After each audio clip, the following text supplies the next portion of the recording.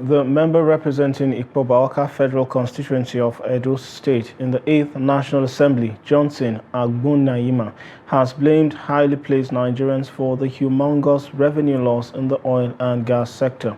The lawmaker made the allegations at the ongoing public hearing on the alleged loss of over $2.4 billion revenue from the illegal sale of 48 million barrels of crude oil export in 2015, including crude oil export from 2014 till date. Take a look. The oil and gas sector, particularly crude oil, is still the mainstay of Nigeria's economy, accounting for 95% of the country's foreign exchange earnings and 80% of annual budgeted revenue.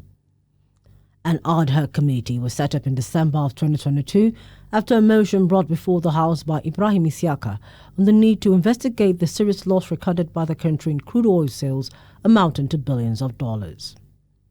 Speaker Femi Gbajabiamila, here represented in his welcome address, stated that Sections 88 and 89, including the House rules, gave the House power to set up an ad hoc committee to investigate the alleged crude oil theft. The onus is on the House of Representatives as a responsible House of the Nigerian people to carry out a thorough investigation to ascertain the veracity or otherwise of these allegations, including the investigation into crude oil exports from Nigeria from 2014 to 2022, to ascertain the accuracy of recorded revenue from the source during the period,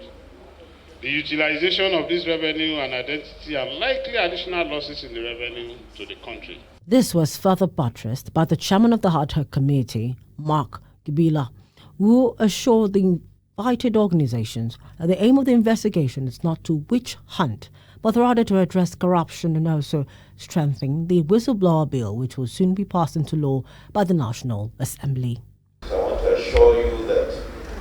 while we will not allow Nigeria's commonwealth to be stolen and frittered away, we will also have to uphold the very tenets of human rights and the rule of law to say that everybody deserves a right to a fair hearing.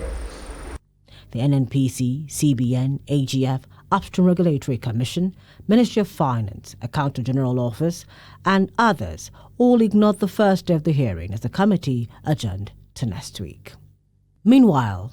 a group known as George Obo Whistleblowers Network has kicked against the ad hoc committee investigating the alleged loss of $2.4 billion in revenue from the illegal sale of 48 million barrels of crude oil export in 2015, including all crude oil exports and sales by Nigeria from 2014 till date. The group, during a peaceful protest held on Tuesday at the National Assembly, wants the ad hoc committee to stop the investigation, saying it cannot be a judge in its own case. They said the whistleblowers who gave information on the illegal sales of the 48 million barrels of crude oil were neither asked to write a petition nor called as witnesses to appear at the ad hoc committee hearing. The people that are supposed to be at that sitting, they are not carried along. That is the major issue now. The whistleblowers are not carried along, and they